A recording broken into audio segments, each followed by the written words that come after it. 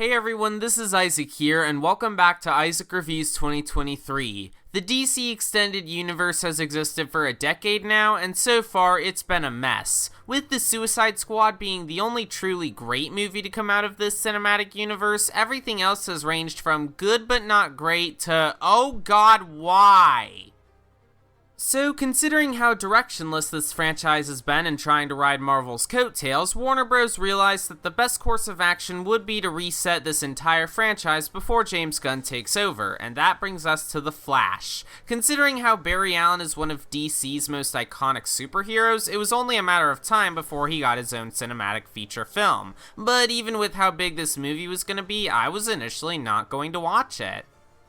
And the reason is one that I've explained plenty of times before, but to refresh your memory, the lead actor for this movie, Ezra Miller / IRL yassified Pinocchio, committed a bunch of crimes but was allowed to keep his role while innocent people like Johnny Depp and Leslie Grace got the short end of the stick.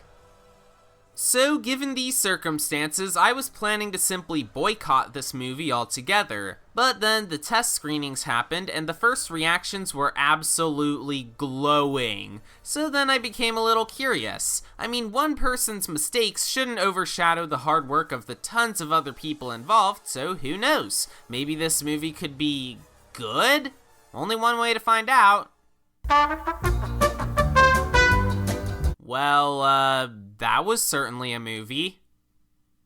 Obviously, it centers around Barry Allen, aka The Flash, played by what would happen if you threw Adam Devine, James Charles, and SpongeBob into a blender. One day, he decides to use his powers to travel back in time and prevent his mother's murder, but in doing so creates an alternate timeline without superheroes and where General Zod has returned to destroy the Earth.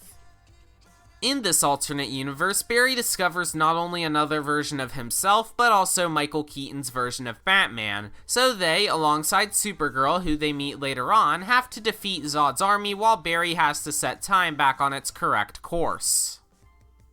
An easy comparison to make with The Flash's multiverse storyline would be with the Marvel Cinematic Universe, and I say on that front, it's better and worse. I say better because it does a slightly clearer job explaining certain aspects of the multiverse and the effects of altering it, but I say worse because of the rest of the script. Pacing-wise, it's a mess, some of the dialogue sucks, and the humor was a very mixed bag where for every funny line delivered, we get Barry too. Look, I'm just gonna say it, beyond them being a menace to society, I never liked Ezra Miller in the DC movies. They're just way too annoying for me to find funny, and they sound flat when they're not trying desperately hard to crack jokes every 5 minutes. And that especially applies to Barry's clone, who can be absolutely frustrating to endure at some points. You know what else in this movie was frustrating to endure? The CGI. Jesus, Mary, and Joseph. I thought Marvel's modern CGI was bad. Scratch that, I thought the CGI in some of DC's own filmography was bad. What the hell is this? And before you say, oh, but it's supposed to look bad because Barry's in another universe, that's not a good excuse. And with the Christopher Reeve cameo, beyond it being incredibly distasteful, Reeve himself looks like he came straight out of a PS1 game.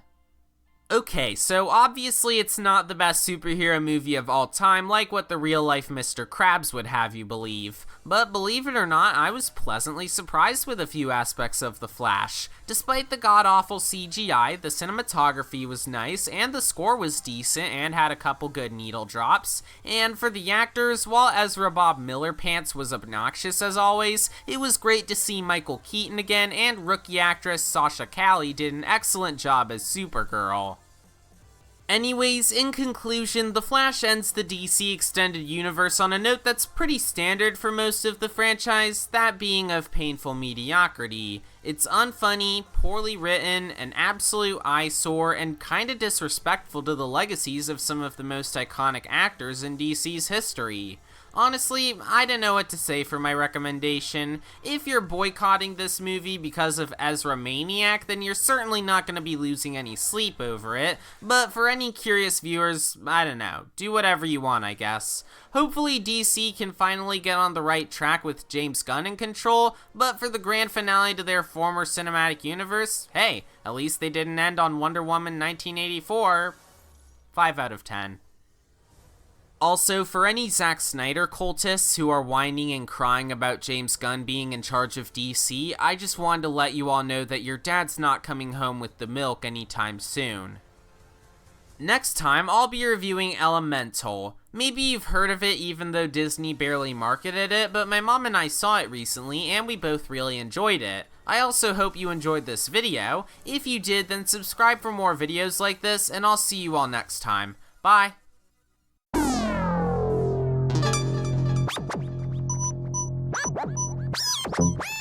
Wow.